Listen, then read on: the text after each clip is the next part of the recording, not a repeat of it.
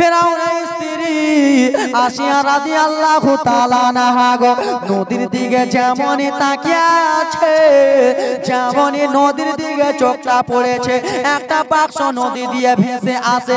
আসিয়া নিজের স্বামীকে বলে, ওগো আমার মাথার তাজ, ওগো আমার স্বামী, ওগো ফেরাউন। বলে বলো বলো রে বিবি, কি এমন কথা বলবা?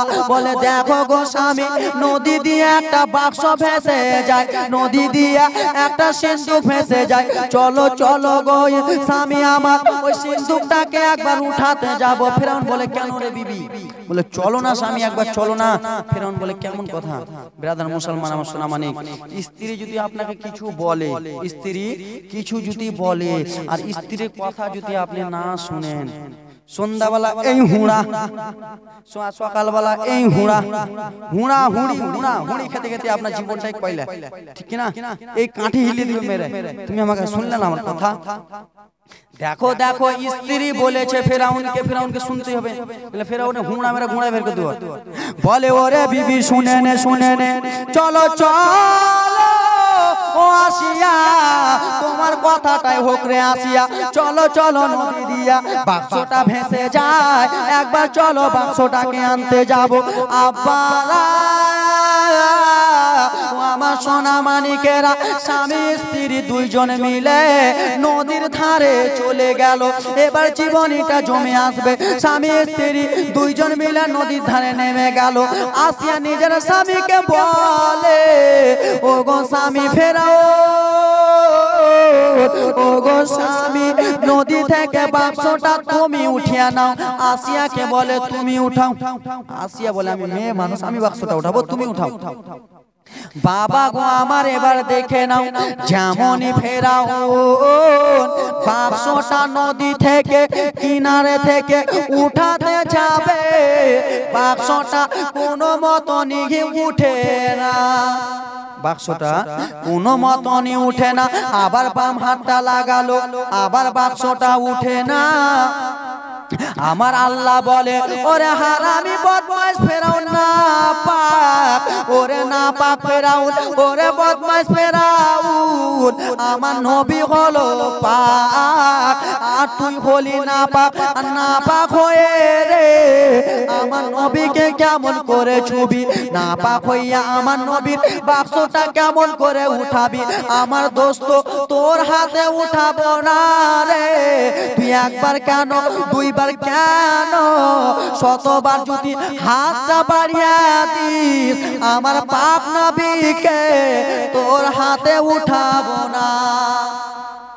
আমার নবী আমার মুসা কালিমুল্লাহর বাক্সটা ফেরাউন উঠাতে যায় নদী থেকে। বাবা বাক্সটাতে হাত জুবে না, উঠে না। নিজের স্ত্রী আসিয়াকে বলে, ওগো বিবি আসিয়া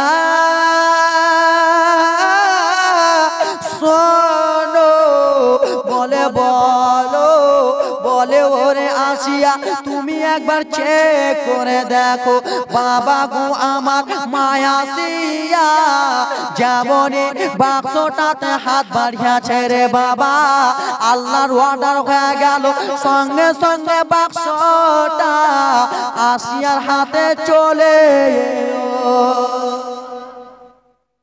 কার হাতে এলো? আসিয়ার হাতে চলে এলো, কিন্তু ফেরাউনের হাতে এলো না গো। মা বোনেরা আমার এবার জীবনী শুনো। আসিয়া বাক্সটাকে নিয়ে সঙ্গে সঙ্গে নদী থেকে উঠে গেল। নদী থেকে যেমনই উঠেছে আসিয়া বাক্সটাকে খুললো। বাক্সটাকে খোলার পরে একটা সাদা ফুটফুটা ছেলে, নূর চমকায় ছেলের কপালে, এত সুন্দর ছেলে আসিয়া বলে আমি জীবনে দেখিনি। ওগো আমার স্বামী ফেরাও, দেখো কত সুন্দর এই ছেলেটা গো ফেরাউন, এই ছেলেটাকে আমরা নিয়ে নেব। আমাদের তো ছেলে পিলে নাই, কিন্তু স্ত্রীর কথা মানতে হবে। স্ত্রী কথা, স্ত্রী ওদেরই প্রধানমন্ত্রী, ওদেরই পুলিশ, ওদেরই মেম্বার, ওদেরই সব, ঠিক কিনা? বলে ঠিক আছে রে বিবি, তুমি যখন বললা ছেলেটাকে নিয়ে নাও। ছেলেটাকে নিয়ে রে বাবা আসিয়া চলে গেল বাড়িতে। বাড়িতে যেয়ে ফেরাউন বলে বিবি রে আমাকে একবার ছেলেটাকে দাও, আমি একবার ছেলেটাকে নেব। ছেলেটাকে কোলে নিয়েছে ফেরাউন, কিন্তু ছেলেটাকে আদর করে, কিন্তু মুসা নবী আমার রাখছে। আর আমি তোর জন্যই তো আমি দুনিয়াতে এসেছি রে বদমাইশ, তুই আমাকে কোলে নিয়ে আদর করিস, কিন্তু পাগলা মিঠা তিতা বুঝে না, পাগলা রে জিলাপি দিও না। পাগলা কিছু বুঝতে পারবে? পাগলা তোর জন্যই ছেলেটা দুনিয়াতে এসেছে, তোরই দুশ্মন রে, তুই তোর দুশ্মনকে চিনতে পারিসনি।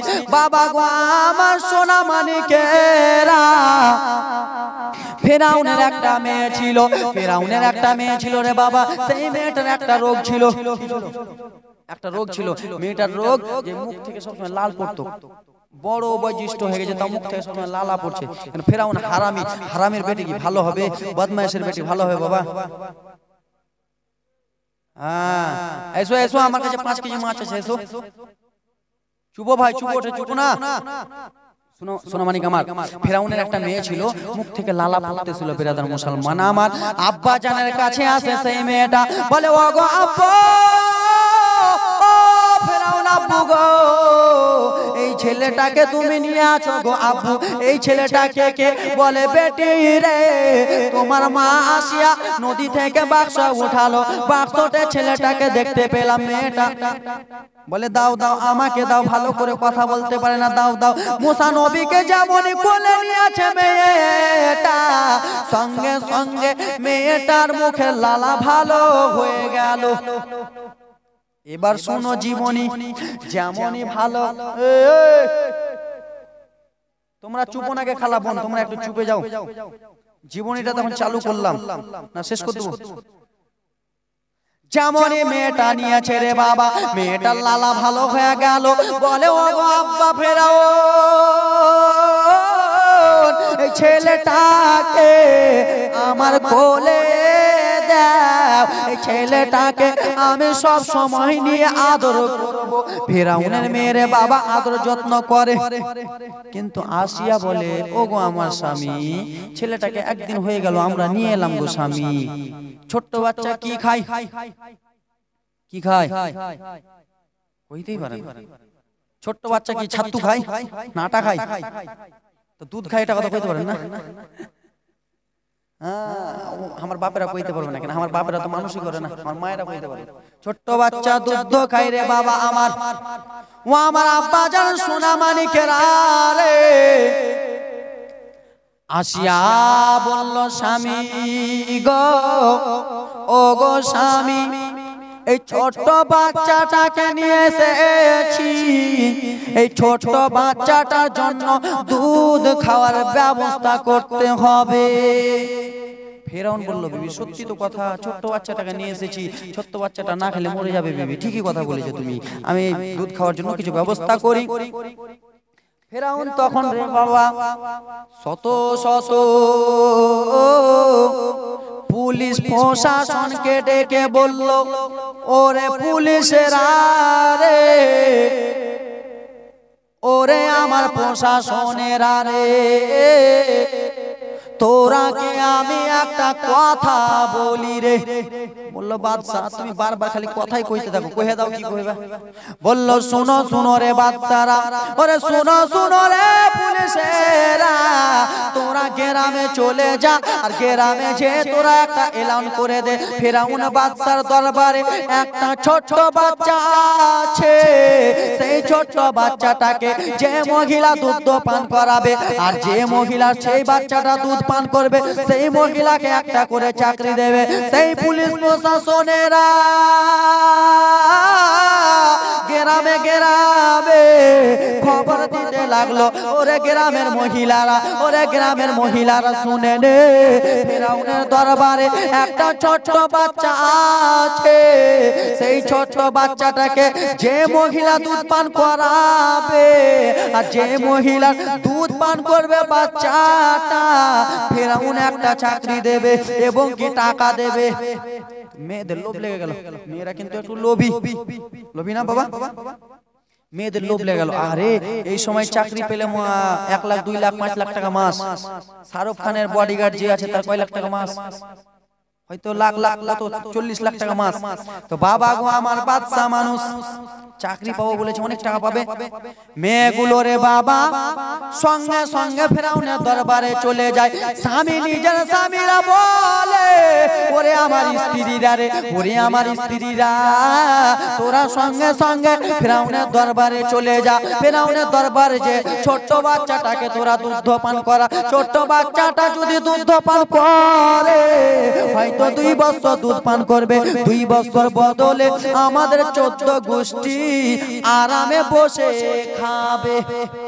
নিজের স্বামীরাও পাঠিয়ে দিল, যাও রে বিবিরা যাও, একবার খালি কোশিশ করে বাচ্চাটাকে দুধ পান করো। কয় বছর খাবে? 2 বছর খাবে। 2 বছর দুধ খাওয়ালে আমরা বড় লোক হয়ে যাব, আছে কিনা বাবা আমার? সমস্ত লোকের মহিলারা স্ত্রীরা চলে যাচ্ছেন রে বাবা, সঙ্গে সঙ্গে ফেরাউনের দরবারে চলে গেল। ফেরাউন বলল, মহিলারা রে তোরা লাইন ধরে নে। বিনা লাইনে হবে বাবা? রেশমের দোকানে যাবেন তো আপনি যে কন্ট্রোলে যে করবেন যে আমাকে মাল দাও, তো কন্ট্রোল কি করবে? 100তে দিতে পারবো না, লাইন ধরো এক এক করে। বাবা আমার মুসলমান লাইন ধরে নিল এক এক করে, যেমন এক এক করে লাইন ধরেছে। প্রথম মহিলাটা এলো, মুসা নবীকে আমার কোলে নিল। মুসা নবীকে কোলে নিয়া বলে, এসো গো বাচ্চা, এসো গো শিশু, আমার কোলে এসো, এবার আমার দুধটা পান করো। দুধতে মুখ লাগাতে যাচ্ছে রে বাবা, মুসা নবী আমার মুখটা ঘুরিয়ে নিচ্ছে, দুধতে মুখ লাগাতে যাচ্ছে, মুখটা ঘুরিয়ে নিচ্ছে। আহা গো মুসলমান, ফেরাউন বলে তুই চলে যা। আবার একটা মহিলা এলো, মহিলাটা এসে আদর করে দুধতে লাগাচ্ছে, নবী আবার ঘুরিয়ে নিলেন। এই করতে করতে গো বাবা 50-100 মহিলা হয়ে গেল। শত শত মহিলারা যখন হয়ে গেল গো বাবা, কাউরে দুধ নবী আমার পান করে না। ফেরাউন তখন বলছে, আইসে গেটাও সবাই চলে যাও। কি বললো? তোমরা চলে যাও, তোমাদের দুধ পান করে না তো থেকে লাভ কি, চলে যাও। শত শত মহিলারা রে বাবা মনটা খারাপ করে বাড়ি চলে যায় গো বাবা, বাইরে চলে যায়, বাইরে চলে গেল রে বাবা, মনটা খারাপ হয়ে গেল। ফেরাউনের ছেলেটাকে দুধ পান করাতে পারলাম না। একটা মহিলা বাইরে আছে, বাইরে থেকে ডাক দিয়া বলে, আওয়াজ দিয়া বলে, ওগো শুনো গো ফেরাউন, তোমাকে একটা কথা বলি। ওগো ফেরাউন বলে, বলো।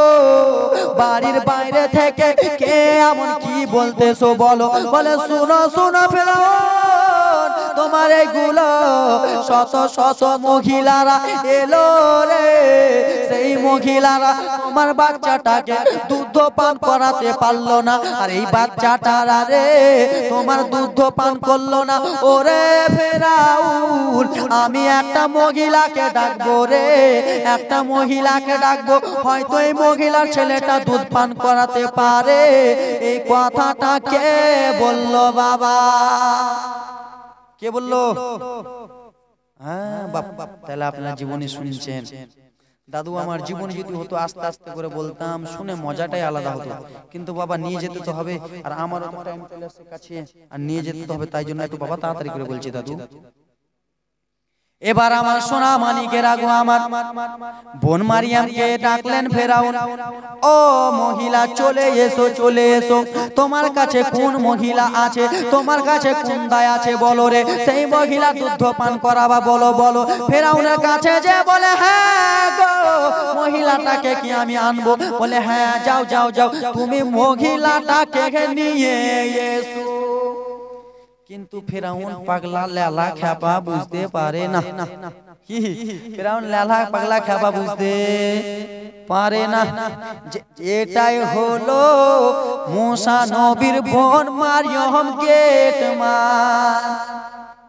আর এটাই মুসা নবী তোমার প্রতিশোধ তুলনেওয়ালা। ফেরাউন পাগলা বলছে, যাও নিয়ে এসো। এইদিকে অফার পেয়ে নিল রে বাবা, সঙ্গে সঙ্গে বোন মারিয়াম দৌড়াতে দৌড়াতে বাড়ির দিকে চলে যায়। বাড়ির দিকে যে গো বাবা যেমনই গেটে ঢুকতে যাবে, মা জনম দুঃখিনী খাতুন বিবি রে ঘরে বসে কান্না করতেছে, আল্লাহ গো আমার ছেলেকে নদীতে ভাসালা, আমার ছেলেটা নদীতে ভাসিয়ে চলে গেল। আল্লাহ আমার বেটি মারিয়ামকে পাঠালাম, আমার ছেলের এখনো খোঁজ নিয়ে এলো না, আমার বেটি মারিয়াম কোথায়? মা জনম দুঃখিনী ছেলের শোকের জন্য হাউমাউ হাউমাউ করে ব্যথা, বুক ভরা ব্যথা, চোখ ভরা পানি লইয়া কান্না করে। বেটি মারিয়াম গো ঘরে ঢুকে গেলেন, ঢুকে যে বলে আম্মা তুমি কেন কান্দ গো মা, বলো বলো। বলে বেটি মারিয়াম শোনো, কান্দার কথাটা পরে বলো। কি বলছে? বেটি রে কান্দার কথাটা পরে বলো রে বেটি, আগে বলো বলো রে বেটি আমার সন্তান কোথায়, আমার মুসা বেটা কোথায়, আমার শিশু ছোট বাচ্চাটা কোথায়? বলে মা গো তুমি কান্দিও না, ও গো মা তুমি যার ভয়েতে গো মা আমার ছোট্ট ভাইকে নদীতে ভাসিয়াছিলা গো মা, ওই ভাইটা আমার ফেরাউনের দরবারে আছে। এই কথা যেমনই বলে মা জনম দুঃখিনী আরো কাঁদতে লাগলো। বেটি রে আমার ছেলেটাকে কেমন করে ধরে নিল রে বেটি, বলো বলো রে বেটি কেমন করে আমার ছেলেটাকে ধরে নিল? বলে মা শোনো শোনো, কান্দিও না মা কান্দিও না। বলে কেন রে বেটি আমার ছেলেকে ধরেছে আমি কাঁদবো না কেন? বলে মা গো আমার মুসা ভাইকে ফেরাউনের স্ত্রী আসিয়া আর ফেরাউন নিজের ছেলে মনে করে নিয়েছে। ফেরাউনের স্ত্রী আসিয়া আর ফেরাউন নিজের ছেলে মনে করে নিয়েছে। বলে বেটি তারপরে কথা বলো। বলে মা গো আমার ছোট্ট ভাই ফেরাউনের দরবারে রয়েছে, শত শত মহিলাকে গ্রাম থেকে ডাকলো গো মা, শত শত মহিলা গ্রাম থেকে দুধ পান করাবার জন্য গেল। ও গো মা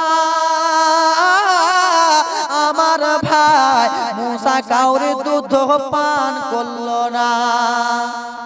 কি করলো না? বললো বেটি তারপরে বলো। বলে মা গো চলো চলো মা তুমি ফেরাউনের দরবারে চলো। মা জনম দুঃখিনী বলে বেটি জেনে যে নিবে আমাকে যে মেরে দিবে। বলে না গো মা না না, ফেরাউনকে আমি এইরকম কথা বলেছি। ওরে ফেরাউন শুনে নে রে ফেরাউন, একটা মহিলা আছে সেই মহিলার হয়তো দুধ পান করাতে পারে। ও গো মা সেই বাচ্চাটাকে বুঝতে পারিনি ওটা হলো মুসা, ওই বাচ্চাটাকে বুঝতে পারিনি এটা হলো বনি ইসরাইলের ছেলে। আর আমি যে বললাম আমাকে বুঝতে পারিনি এটা হলো বোন মারিয়াম। ও গো মা জনম দুঃখিনী চলো মা চলো চলো তুমি সঙ্গে সঙ্গে চলো। মা জনম দুঃখিনীর বাবা ছেলের জন্য তাড়াতাড়ি করে। ব্রাদার মুসলমান আপনারাই বলুন আপনার ছেলে ওই এটা চকের নাম কি তুমি যেখানে দোকান করো তাজপুর, আপনার ছেলে যদি তাজপুরে অ্যাক্সিডেন্ট হয়ে যায়, মা জনম দুঃখিনী যদি খাবার খায় তো আর খাবারটা খাবে? খাবে না। মা জনম দুঃখিনী আর খাবারটা খাবে না, দৌড়াতে দৌড়াতে চলে যাবে, হাতটাও ধোবে না বাবা, সঙ্গে সঙ্গে চলে যাবে। ব্রাদার মুসলমান ছেলে যদি কোথাও যায় মায়ের মন শান্তি নাই, কখন আসবে বাছা ফিরিয়া। আব্বাজান ভাইজান আমার ব্রাদার মুসলমান সোনা মানিকের আগো আমার মুসা নবীর মা দৌড়াতে দৌড়াতে সঙ্গে সঙ্গে চলে গেলেন ফেরাউনের দরবারে গেলেন গো। আর ফেরাউনের দরবারে যেমনই গেছে দরজাটা খোলা হলো, মুসা নবী যেন শুয়ে আছে রে বাবা, দরজাটা খুলেছে, বোন মারিয়াম নিয়ে চলে যাচ্ছে। মা জনম দুঃখিনীকে বলে ও মা দেখো এই বাচ্চাটাকে তোমাকে দুধ পান করাতে হবে। ফেরাউন আদেশ দিল ওরে মহিলা এই বাচ্চাটাকে তুমি কোলে নিয়ে দুধ পান করাও। ফেরাউন আদেশ দিলে যেমনই রে বাবা, মা জনম দুঃখিনী বাচ্চাটাকে কোলে নিয়েছে, আর বাচ্চাটাকে যেমনই কোলে নিয়েছে রে বাবা, মুসা নবীর চোখ আর মা জননীর চোখ এক জায়গাতে লেগে গেল।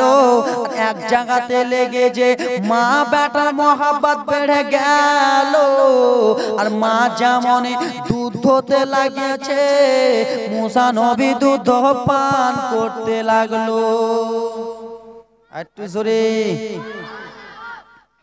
বলি আমি এ মাহফিলতে, বলি আমি এ জালসাতে যে নবীর হাদিস শোনো না। আমার নবী বলে মায়ের দিলে ব্যথা দিও না রে, আমার নবী বলে মায়ের দিলে ব্যথা দিও না। জোরে কোন বলি আমি এ মাহফিলতে, বলি আমি এ জালসাতে যে নবীর হাদিস শোনো না। আমার নবী বলে মায়ের দিলে ব্যথা দিও না রে, আমার নবী বলে মায়ের দিলে ব্যথা দিও না। 10 মাস 10 দিন ধরে ওরে রইলি মায়ের পেটের ভিতরে, তোমায় গর্ভে রেখে মা জননী, পেটে রেখে মা জননী শৈলেন কত যন্ত্রণা। আমার নবী বলে মায়ের দিলে ব্যথা দিও না রে, আমার নবী বলে মায়ের দিলে ব্যথা দিও না। জোরে কোন একটু জোরে। ছেলে মেয়েকে না খাইয়ে মায়ে নিজে কখনো খাওয়ার খেত না। আরে এখন তুমি বউ পেয়েছো, এখন তুমি বিবি পেয়েছো, মায়ের খবর নিলা না। আমার নবী বলে মায়ের দিলে ব্যথা দিও না রে, আমার নবী বলে মায়ের দিলে ব্যথা দিও না। আরে বাবা, এখানকার মধ্যে কত বাবা আমার আছে বাবা নাই, কত মায়েরা আছে আমার এখানে মা নাই। এই জালসা শেষে রে বাবা বাড়ি যদি যেতেন রে বাবা, আবার মা জনম যদি থাকতো, মা জনম দুঃখিনী যদি বেঁচে থাকতো, তোমাকে ডাক দিয়ে বলতো বেটা আব্দুর রহমান তুমি জালসা শেষ করে যে জোরে বেটা। বাবা গো জানি কার মা নাই, কার বাবা নাই, বাবার কষ্ট সে বুঝতে পারে, যার বাবা নাই মায়ের কষ্ট সে বুঝতে পারে। যার মা নাই রে বাবা, আমার সোনা মানিকেরা রে, এখনই দিন থাকতে সচেতন হয়ে যাও। ও আমার বাবারা, যাদের বাবা দুনিয়াতে বেঁচে আছে রে বাবা, বাবার সেবা করো। যার মা দুনিয়াতে বেঁচে আছে রে, মাকে ভালোবাসো। ব্রাদার মুসলমান আমার, ও আমার সোনা মানিকেরা রে, বাবা মা যদি তোমার দুনিয়াতে না থাকে রে, দুনিয়াতে তোমার কিছুই নাই রে বাবা। সোনা আমার, মায়ের পায়ের তলে জান্নাত। আজকাল কত কত ভাইরা আছে, আজকাল আমার কত কত যুবক ভাইরা আছে, বয়োজ্যেষ্ঠ মা বিছানাতে আছে, বয়োজ্যেষ্ঠ বাবা আছে, বাবাকে আলাদা করে দেয়, বাবাকে খেতে দেয় না, বাবাকে আলাদা জুদা করে দিল, বাবা যা তুই যা পারবি করে খা।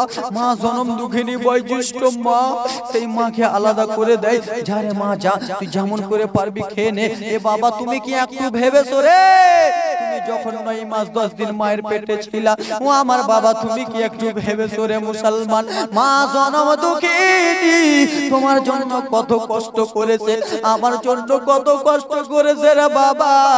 তুমি যখন মায়ের পেটে 9 মাসের ছিলা রে মুসলমান, মা জনম দুঃখিনী থালাতে খাওয়া নিয়েছে, মাংস দিয়ে থালাতে খাওয়া নিয়েছে, যেমনই ভাতটা মুখে তুলতে যাবে রে, তুমি মায়ের পেটে একটা লাথি মেরেছো, আমি আমার মায়ের পেটে একটু নড়াচড়া করেছি।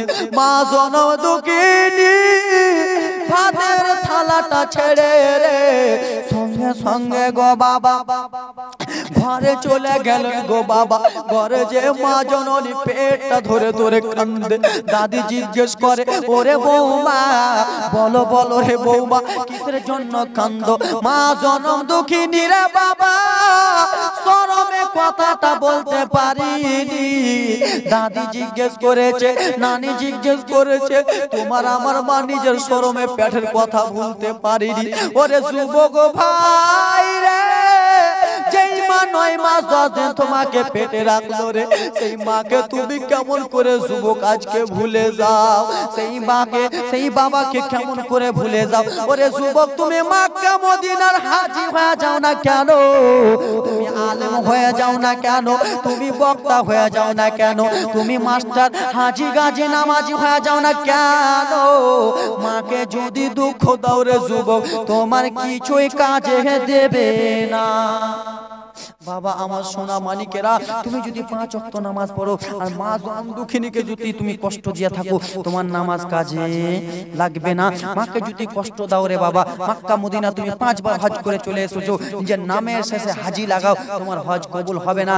এবং কি বেরাদার, মক্কা মদিনার ইমাম হয়ে যাও না কেন, তোমার ইমামতি কাজে দেবে না। আজকে যে আমরা জলসা জীবনী করে বেড়াই, আমি যে আজকে বক্তা, আমি কত লোককে, শত শত লোককে বুঝিয়ে বেড়াই, আর আমি যদি আমার মাকে না দেখি তো আমার এই বক্তব্য কাজে দেবে?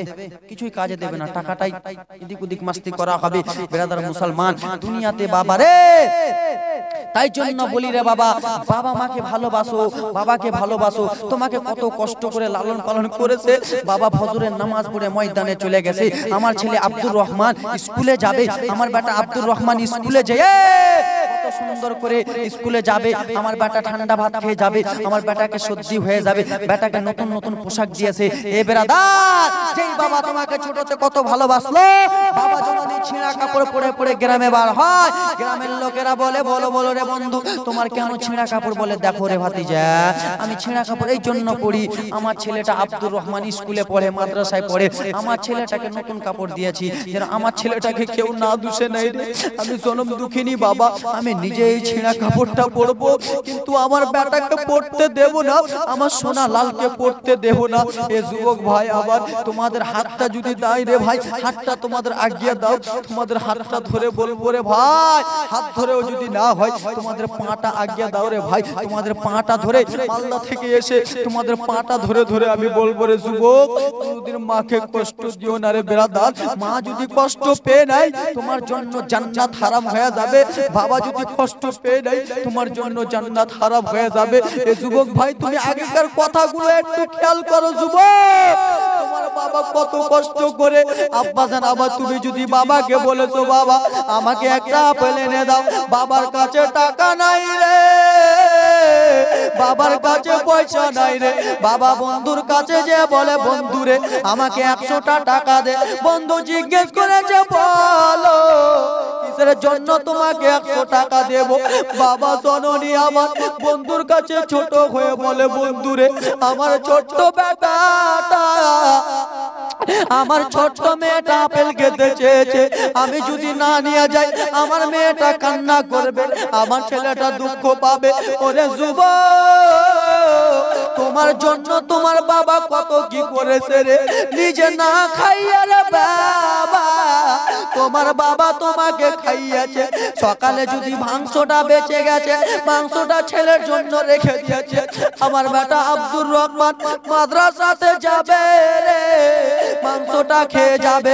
মা জনম দুঃখিনী গ্রামে যদি গেছে রে বাবা, গ্রামের লোকেরা ফাতিহার কিচ্ছু দিয়েছে, মা জনম দুঃখিনী আঁচলে বেঁধে নিয়ে চলে এসেছে, আমার বেটা আব্দুর রহমান বাড়িতে আছে, আমি কেমন করে খাবো?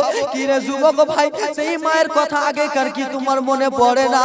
সেই বাবার কথা কি আগে মনে পড়ে না রে যুবক? এই ব্রাদার, হাতটা আগিয়ে দাও, হাতটা ধরে এখনো বলবো, পাটা আগিয়ে দাও, পা ধরে বলবো রে যুবক, মাকে কোনোদিন কষ্ট দিও না রে। আপনারা মনে মনে চিন্তা করছেন, হুজুর আজকে বলে গেল কালকে মাকে কষ্ট দিব। ব্রাদার, এই ব্রাদার মুসলমান, আপনারা বুঝতে পারেন না মা কেমন জান্নাত রে, এখনো বুঝতে পারোনি? মনে মনে চিন্তা ভাবনা করো, হুজুর আজকে আমার কাছে টাকা আছে, পয়সা আছে, আমি মক্কা মদিনা যে হজ করলে আমার গুনাহ হয়তো মিটে যাবে, মক্কা মদিনা যে আমি হজ করলে আমার সবকিছু মিটে যাবে। কিন্তু না রে বাবা, তোমার আসল জান্নাত তোমার বাড়িতে আছে, তোমাকে মক্কা মদিনা যেতে হবে না। তুমি যদি সকাল সকাল উঠে মা জনম দুঃখিনীকে যদি নয়নের চোখে একবার দেখে লাও, আমার বুখারী শরীফের হাদিস, তোমার একটা হজের সওয়াব মিলে যাবে। জোরে বলুন। আব্বারা আমার, তাই জন্য বলি রে যুবক, কোনোদিন মাকে কষ্ট দিও না। মা হলো জান্নাতের চাবি, আর আসল জান্নাতটা আছে তোমার বাড়িতে। কত কত লোকেরা ফোন করে বলে হুজুর মা বাবার ওয়াজ করেন, কিন্তু হুজুর আমার মাটা ভালো না, হুজুর ঝগড়া করে, আমার বাবাটা ভালো না, হুজুর ঝগড়া করে।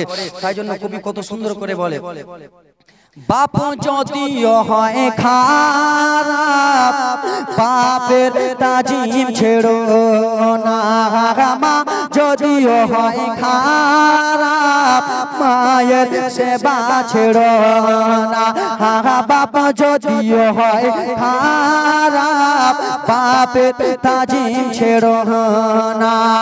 বাপুকে কষ্ট দিয়ে রে ভাই মাকে দুঃখ দিয়ে রে ভাই, বাপুকে কষ্ট দিয়ে রে ভাই এক পাও আগে বেরো না, বাপ যদিও হয় খারাপ বাপের তাজিম ছেড়ো না। জোরে ব্রাদার মুসলমান, আমি কয়েকদিনের জন্য জালসা করতে বার হয়েছি রে বাবা।